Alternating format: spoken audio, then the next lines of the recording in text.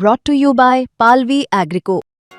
पालवी ॲग्रिको, भारताचा पहिला AI तंत्रज्ञानावर आधारित B2B आणि B2C ई-कॉमर्स प्लॅटफॉर्म. शेतीसाठी जे काही लागणार थेट तुमच्या बांधावर पोहोचणार, मोबाईलच्या एका क्लिकवर. अजित पवारांनी समजावून नोटीस पाठवूनही संग्राम जगतापांवर काहीच परिणाम झाल्याचं दिसत नाहीये.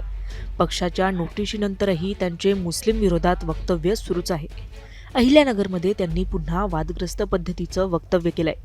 आता आपल्याला हा देश धर्म सुरक्षित ठेवायचा आहे, त्यामुळे आपले 2-4 जण आत गेले तरी चालेल, पण लोकांना आता प्रत्युत्तर द्या, असं जाहीर आवाहन त्यांनी केलंय.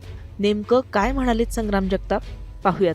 ही जी पिलावळ आहे ह्याच्या विरोधामध्ये अत्यंत आपल्याला पुढच्या काळामध्ये आक्रमक आणि पुढच्या काळामध्ये अत्यंत सुरक्षित राहणं गरजेचं आहे. जिथं जिथं काही घडल तिथं प्रत्युत्तर देण्याचं काम केलं जाईल आणि नंतर मोर्चा काढायचं काम करू. आणि आपल्यातलेही 4-2 हात बसले काय फरक नाही पडत. करमाळामध्ये हिंदू जनाक्रोश मोर्चात संग्राम जगतापांनी मोर्चाला आवाहन करताना दिवाळीची खरेदी हिंदूंकडून करा असं म्हटलं होतं. आपल्या दीपावली खरेदीचा नफा केवळ हिंदू लोकांनाच मिळायला हवा असंही ते म्हणाले होते. या वक्तव्यावर हे पक्षाच्या विचारधारेला धरून नसल्याचं वक्तव्य अजित पवारांनी केलं.